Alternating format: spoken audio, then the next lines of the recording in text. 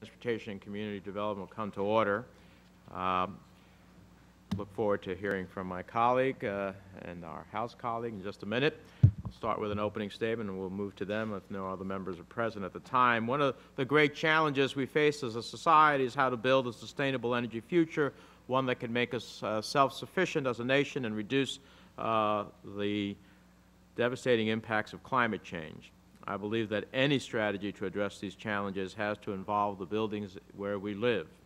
In the United States, buildings account for 72% of electricity consumption, 39% of energy use, 38% of all carbon dioxide emissions, 40% of raw materials used. That's 3 billion tons annually.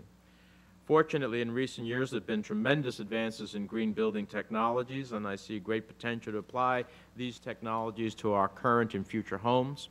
It is woefully inadequate that today only about 2% of homes in America are being built according to green standards. The spread of green housing is not only imperative from an environmental standpoint, it can also produce real cost savings, particularly for Americans seeking to achieve their American dream and home ownership.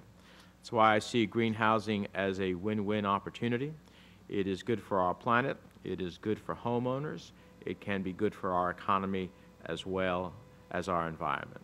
It's good for the opportunity to create a vibrant green building industry, which means new jobs are being created, good green jobs. That's why I'm delighted to be chairing today's hearing, Green Housing for the 21st Century, Retrofitting the Past and Building an Energy-Efficient Future.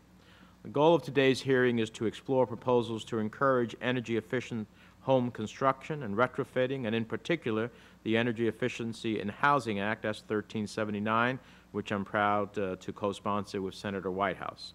Over the course of this hearing, I look forward to asking questions and learning more about the state of green housing, the current market for green housing, and what we as a Congress can do to bring our nation's housing stock in line with the energy-efficient technologies of the 21st century.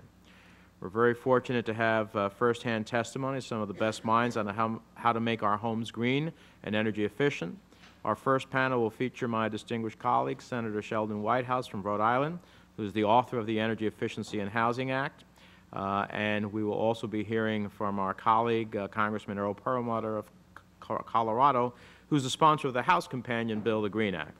Our second panel will feature the Honorable Ron Sims, Deputy Secretary, United States Department of Housing and Urban Development.